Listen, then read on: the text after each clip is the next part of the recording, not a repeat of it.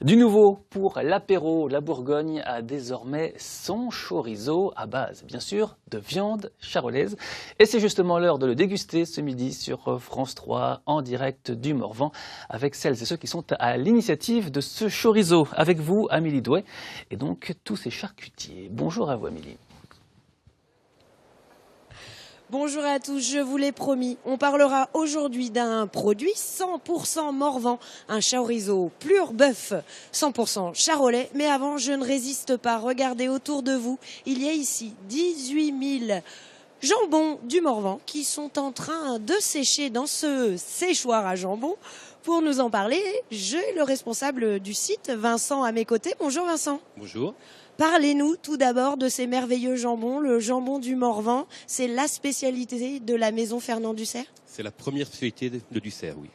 Vous fabriquez du jambon depuis combien d'années?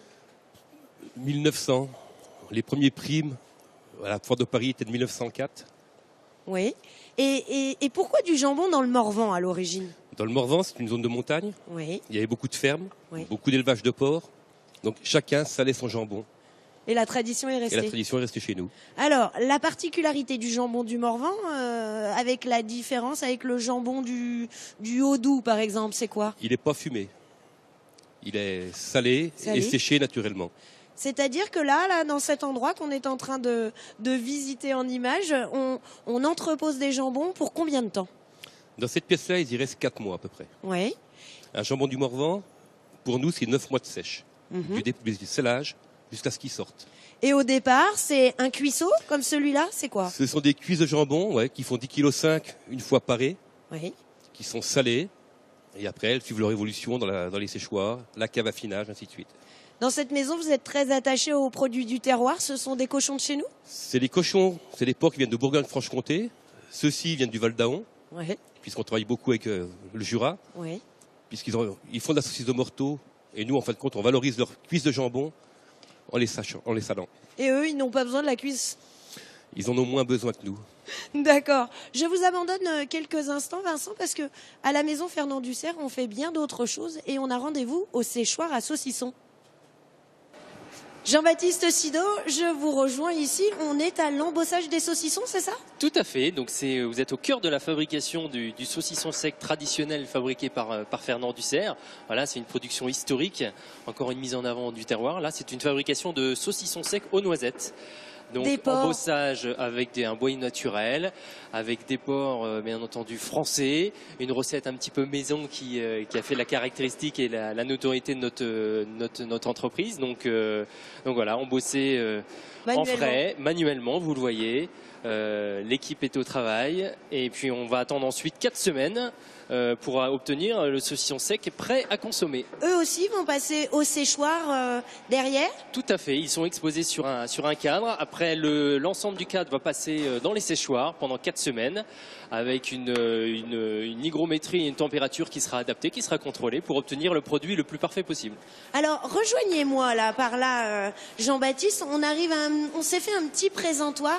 La particularité de cette entreprise, c'est que vraiment vous tenez à conserver ces produits du terroir. Là, on a une gamme, des saucissons, des jambons, du Morvan. Des terrines, des plats cuisinés, tout issu et fabriqué dans le Morvan, donc au cœur de la Nièvre, avec la particularité, comme vous disiez, du goût, de l'innovation, du terroir, de l'authenticité, la mise en avant des productions agricoles locales. Voilà, c'est vraiment les valeurs qu'on souhaite mettre en avant sur l'intégralité de notre gamme de produits. Alors, on a parlé du jambon, oui, le fer de lance du Morvan, tout à fait. Mais ces terrines, ces saucissons, c'était aussi une tradition?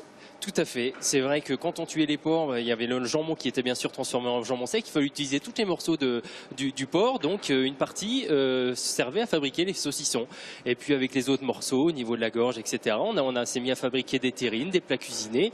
Donc là, vous avez par exemple une tartinade de charolais. Donc ça, c'est encore une mise en avant du terroir charolais de Bourgogne, avec une mise en avant avec l'Institut Charolais de cette production locale bourguignonne. Voilà. Vous-même, vous faites partie d'une entreprise, l'entreprise Sabatier. Il y a 3 autres structures, donc Fernand Dussert, les terrines du Morvan. Oui. Vous auriez pu être une grosse multinationale qui regroupe tout ça et vous avez gardé chaque nom d'entreprise. Pourquoi?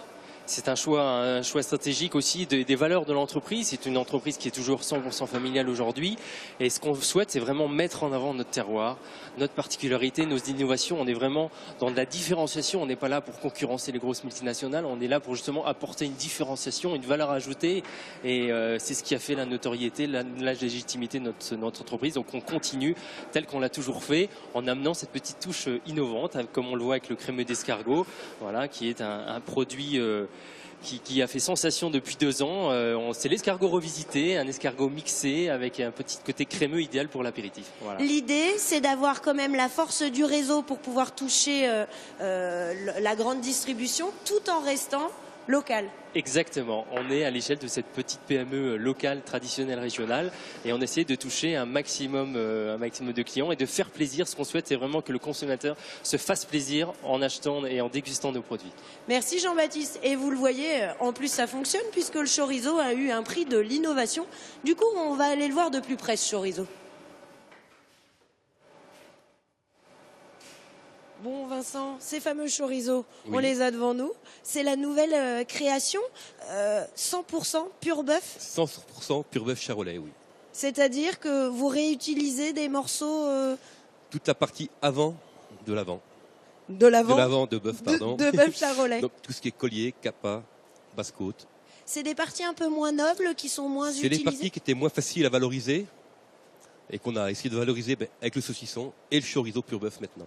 Alors on est habitué au chorizo espagnol, il est à base de porc Le celui-là. chorizo espagnol pur porc, ouais. Et qu'est-ce qui fait la différence entre les deux? À part le goût, vous allez me dire. Mais... Essentiellement le goût. Après, le bœuf, pour l'instant, le chorizo de bœuf, on essaie de le parfumer relativement neutre, Oui. légèrement épicé, pas trop. Et on verra par la suite si on fera plusieurs déclinaisons, un fort, un doux. Est-ce que c'est plus gras, moins gras, plus goûtu Comment vous C'est- pouvez le définir? Un peu plus maigre que le chorizo de pur porc, Oui. mais par contre c'est peut-être un peu plus sec aussi. La matière est bien plus... C'était une habitude dans le Morvan de mixer le charolais et le porc dans les saucissons de À ménage. une époque, oui, saucisson de ménage. C'est-à-dire qu'à chaque fois qu'on avait quelque chose à proximité, on le valorisait. On essayait du moins. Eh ben vous le voyez, on revient à l'essentiel et à l'origine. Franchement, goûtez-le, ça vaut le coup.